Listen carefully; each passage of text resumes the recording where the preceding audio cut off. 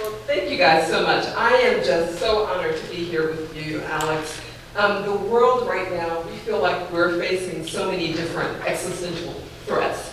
And to be able to celebrate someone as gifted and talented and humble, I mean, it's my pleasure. I've been sitting here trying to remember how we met. And I honestly don't remember. I don't remember either. Yes. But I think that part of it is that I feel like I've known you for like all my life. And it's interesting because you have that effect on people. I mean, there's nothing pretentious about you. I mean, it's just, and you're so incredibly talented that, I mean, I can't even envy it because it's hard, you want to envy it, but it is just, so I'm so grateful. Kobe said something that really struck me, and he said that you saw him in the very beginning as a friend and not a subject. And I want to talk a little bit about that because how do you do that? I mean, it's genuine. Because a lot of times when you're asking people to open up and to tell you their story, it's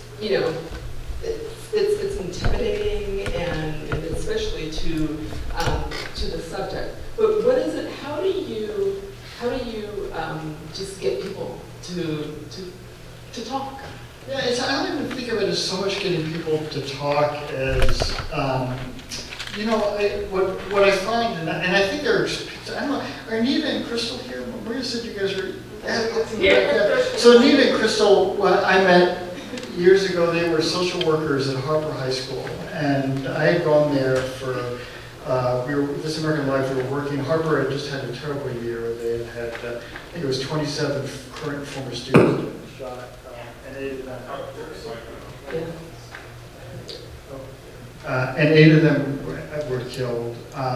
And we had this idea that we would spend time in Harper as they sort of found its footing. And I went into Harper, and I think on the first day I met you guys, I fell in love with Anita and Crystal. I just said, damn, I want to hang out with these guys. And they had a little office in the back, which kind of speaks to sort of where social workers fit in this stratum of the Chicago public schools. It was a windowless cinder block office, but it was a place where all the students would go and hang out. I mean, it was, and all they wanted to do was to be heard. And so they would go there to talk to Anita and Crystal, to get a hug, to just have a shoulder to lean on.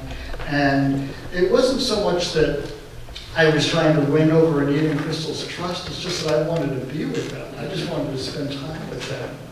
And I remember those days just sitting there watching them in action with all these students, and they would introduce me to students. And so, yeah, and so the one thing I will say is that it's given what we do, and we're asking a lot of people to share their stories not only with me, but in this very public way, that it's just really essential that we be as open and honest as we can with people about what we're doing and what our intentions are. And it doesn't mean that there are moments when we kind of mess up, where we really aren't as forthright as we should be, but you try as best you can to be absolutely open, because look, in the end, we're asking that of the people we're spending time with. And if you continue, can you hear me okay?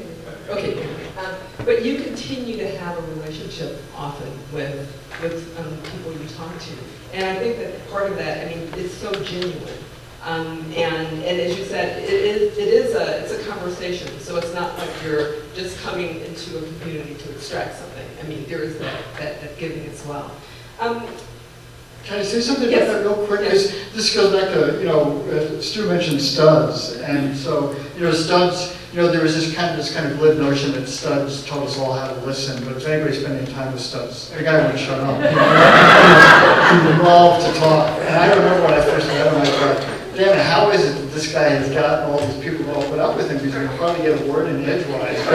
But you came to realize, you spent time with studs, and you realize that, talking to somebody, interviewing someone, it was kind of not a passive exercise. You weren't some empty vessel that people were sort of loading their stories into. You were engaged with them. You were arguing with them. You were crying with them. You were laughing with them and telling stories with them. And that was Stubbs. And Stubbs just intuitively knew that. It was who he was. It's what made him so extraordinary. And so it was a real lesson for me, and just to be able to spend some time with him that way. You talked about Stubbs being one of the people who influenced you, as well as your parents, who were just incredibly talented.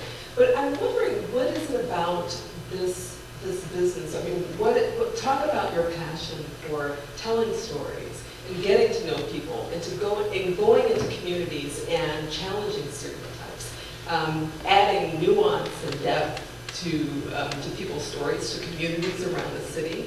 Where does that come from? Well, I'm not sure that I can tell you where it comes from, but listen, I love a good story, and I grew up in a household, as my brother would attest to, that was just surrounded by books. Our dad was a writer, our mom was a social worker. We kind of got the best of both of them, I think. But those books got me, through high school, it was a kind of a dark time, and books, I'm sure for like others, stories and movies. And so for me, I can't imagine a world without stories. And then I feel like it's just this gift to be able to tell stories. And, unlike Stu, we can't make shit up. And so we've got to go out in the world. And the beauty of, I think, what we do is we're both constrained and liberated by the truth, by facts, that we can't make things up, and so we have to go out there and be as honest as we can to who people are. And I think one of the challenges for us, and I've seen this with Kobe, especially when working with others, is to not pigeonhole people, to recognize that people are rich and messy and complicated.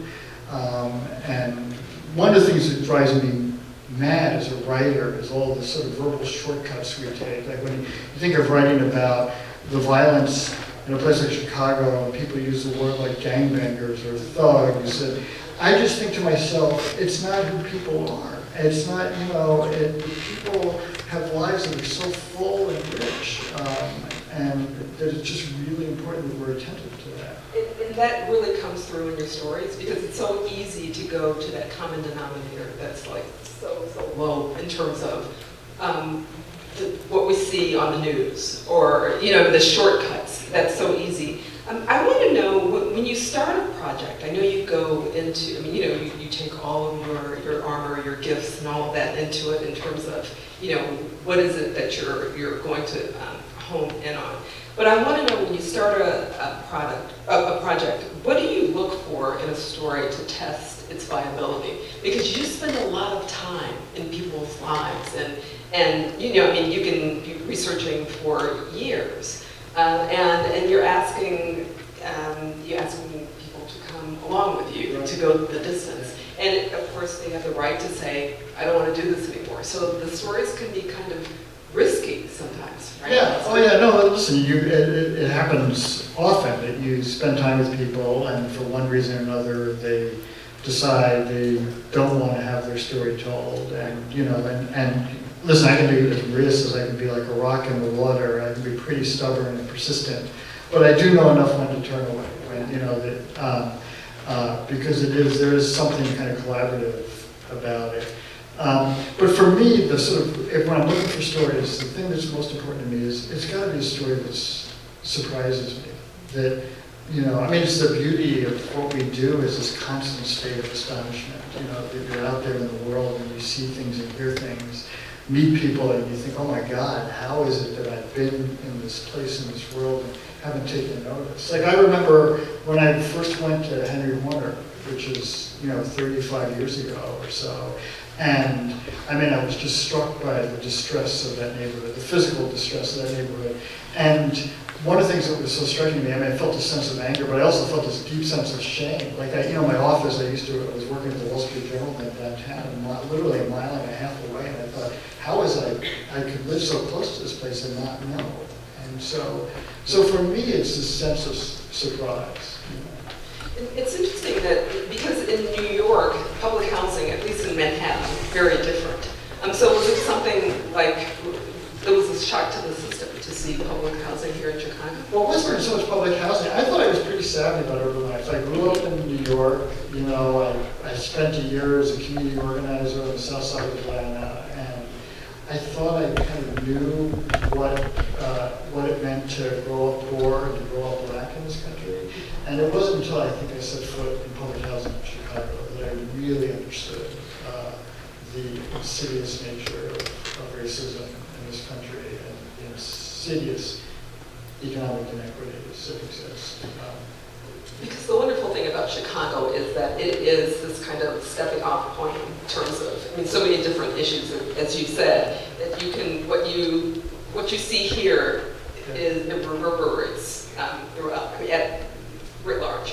Yeah, no, I think, you know, Chicago, I mean, you find all the fissures in the American landscape within the city, whether around race, class, around the intersection of politics and money, religion, you name it. I mean, it's one of the things for me, and then you probably attest to this, as being a nonfiction writer in Chicago, is it just feels so rich, you know, that you feel like you don't even have to travel very far to not only understand the city, but to understand this country. I can't think of a better perch to understand America than to be in a place like Chicago.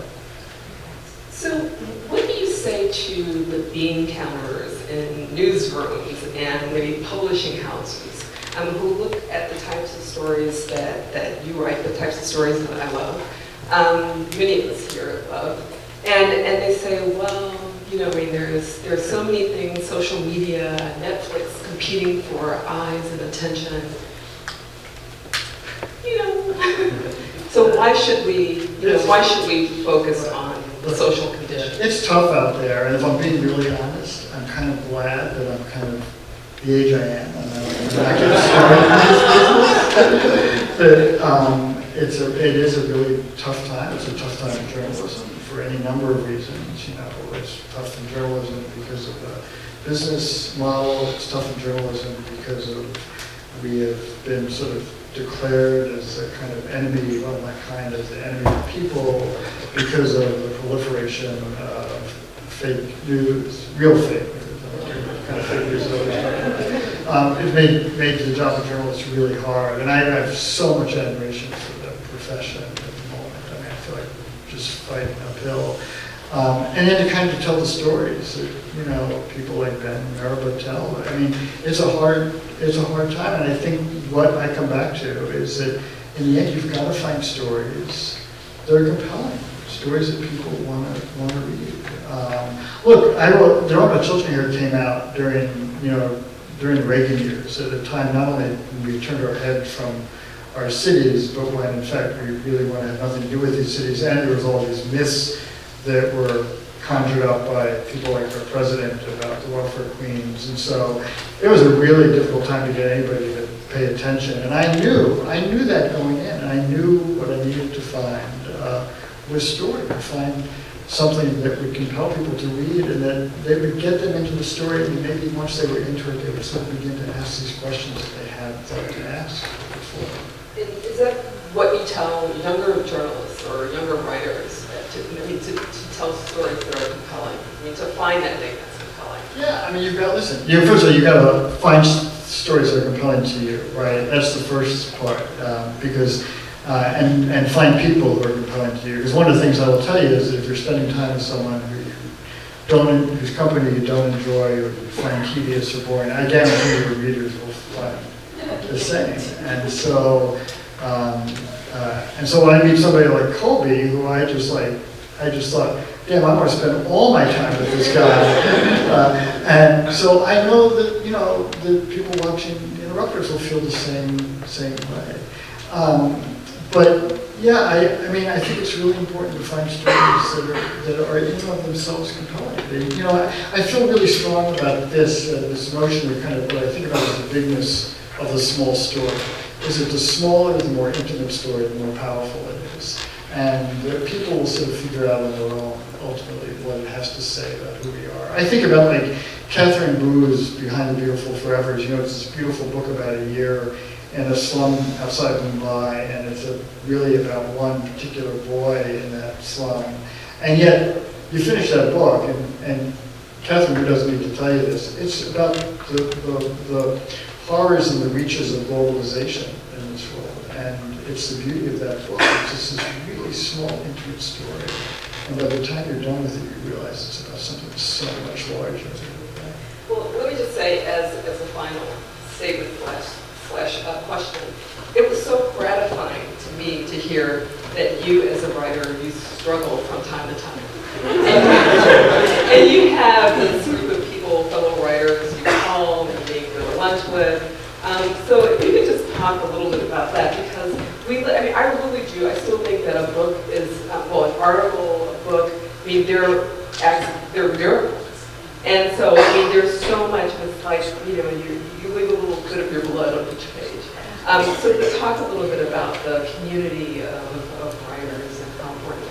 Yeah, I mean, it's, as Maria will attest to, it's absolutely essential to my well-being. You know, I call Nerva every week, I have lunch with Ben, there are others, Julie, who I get together with to talk about writing, talk about writers. I'm going to leave people out. I know, but it's to have a community of writers, in part because they know what it is to struggle. And the other thing is that, as Ben alluded to, is you go out with writer friends, and one of you is doing, maybe one of you is doing okay. And, and that's kind of enough at the moment. And also, having one doing okay, they can sort of hold you and prod you to sort of find your way. But, you know, for me, it's really essential. And it took a while for me to really realize that. I just remember how lonely, I mean, it still is, but really in those early years, how really lonely it was to write. And, you know, you're home, you know, you're working on a magazine piece, or you're working on a book, and the book could be years just by yourself. And you kind of disappear. And people, I mentioned this in America today, people will whisper, like, Kotlowitz, you think he's not writing anymore? He's kind of got too old? You know? And so you just have to sort of recognize that you're going to disappear from the world for a while. And with the support of others who kind of know what you're doing, give you some affirmation for the fact that you're still working, you're still writing. That's so damn important.